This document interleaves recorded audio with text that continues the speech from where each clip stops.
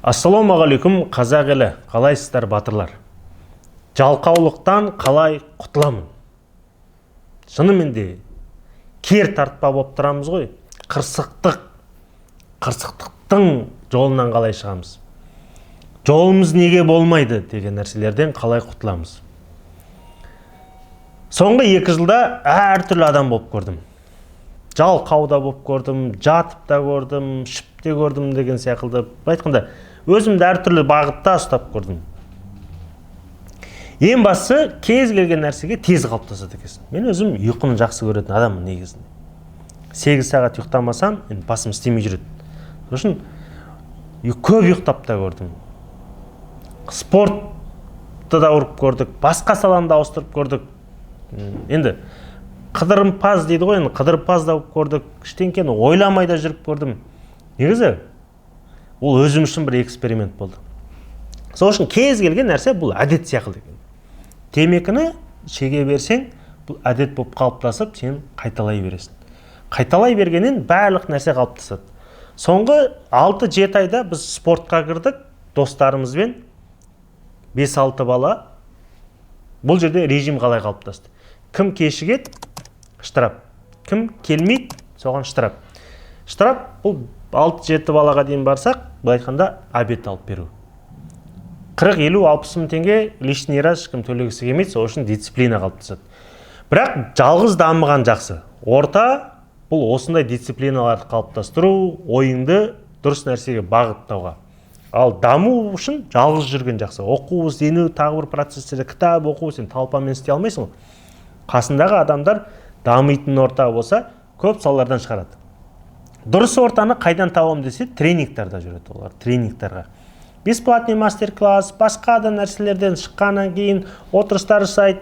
3 күндік қазір бесплатный жасап жүргендер көп қой, әсіресе қазақ аудиториясында. Барыңыздар, танысыңыздар, ішкі стереотипті жойыңыздар. Сол кезде ғана жеңесіз. Көп жағдайда біз қалыптасқан нәрсе өзімізге үйретіп алған нәрсе. Сол үшін адам әртүрлі болады. Көре-көре көсем боласын, сөйлей-сөйлей шешен боласын дейді.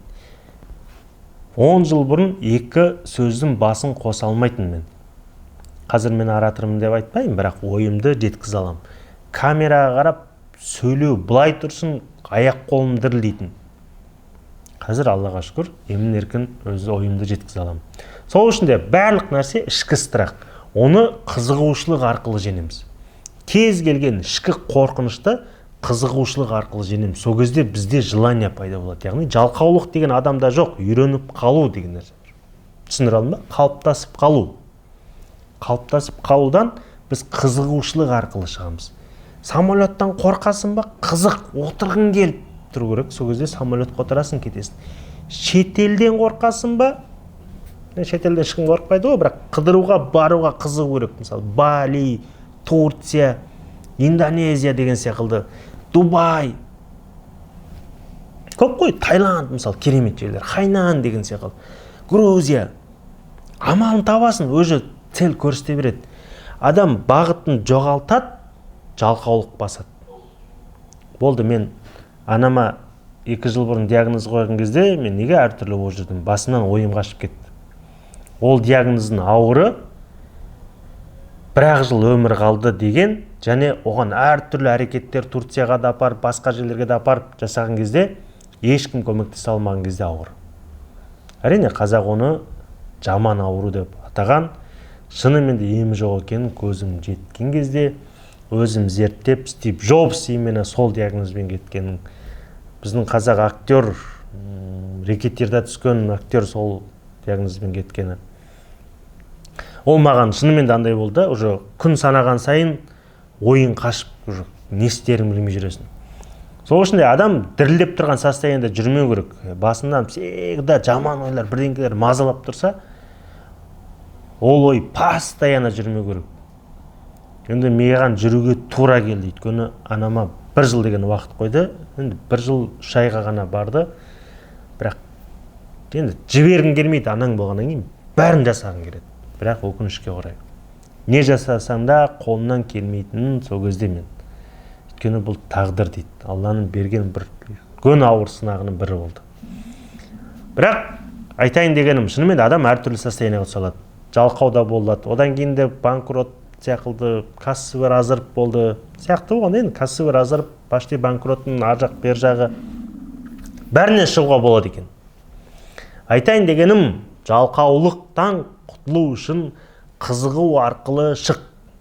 Қазір біз бірнеше саламен қайтадан айналысуды бастадық. Аллаға шүкір, барлығын восстановить етіп келе жатырмыз.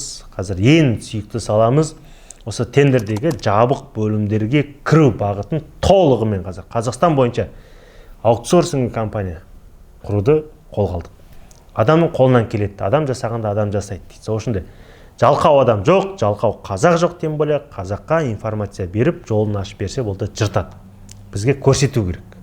Яғни былай жасалады, былай жасалады, былай жасалады деген информацияны жеу керекпіз ғой. Кәдімгідей жерік адам сияқты қабылдап соған кіру керекпіз. Сол кезде біз бүкіл нәрсені жоямыз. Яғни бастағы қорқынышты жеңсек, жалқаулық өзі қашып кетеді.